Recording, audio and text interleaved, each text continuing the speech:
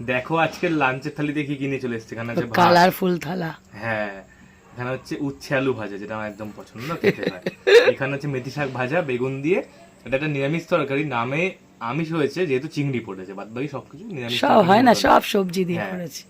আর এটা কি আসল আকর্ষণ, কাঁচা মাছ দিয়ে সব মশলাপাতি মেখে বসানো, কি বলে রেসিপি, শর্টকাট রান্না। শর্টকাট রান্না, মাছের শর্টকাট রান্না এটা। এই রেসিপিটা তোমরা আমাদের চ্যানেলে শর্টসে পেয়ে যাবে, দেখো অবশ্যই ট্রাই করে নিও, একদম দেরি করো না কিন্তু। সময় না থাকলে এই রান্নাটা করতে হ্যাঁ, হয়, কিন্তু মেখে বসিয়ে স্বাদে দাও। দারুণ। দেখে বোঝা যাচ্ছে তো খুব সুন্দর হয়েছে। হুম। শাক ভাজা খেয়ে নিয়েছি, হয়ে গেছে। কি গরম ভাতটা। শীতে একটু গরম ভাল লাগে। হ্যাঁ, তরকারিটা খাবো চিংড়ি দিয়ে, চিংড়ি বড় চিংড়ি তো দুভাগে খাবো। তোমাদেরকে আমি কমেন্ট করেছিলাম হ্যাঁ।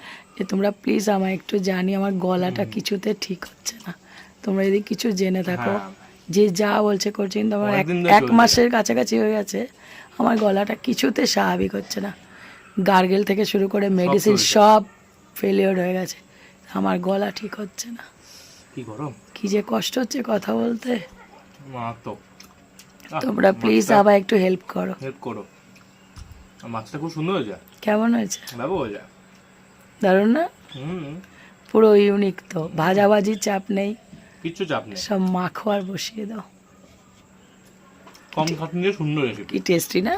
ব্যাপার হচ্ছে।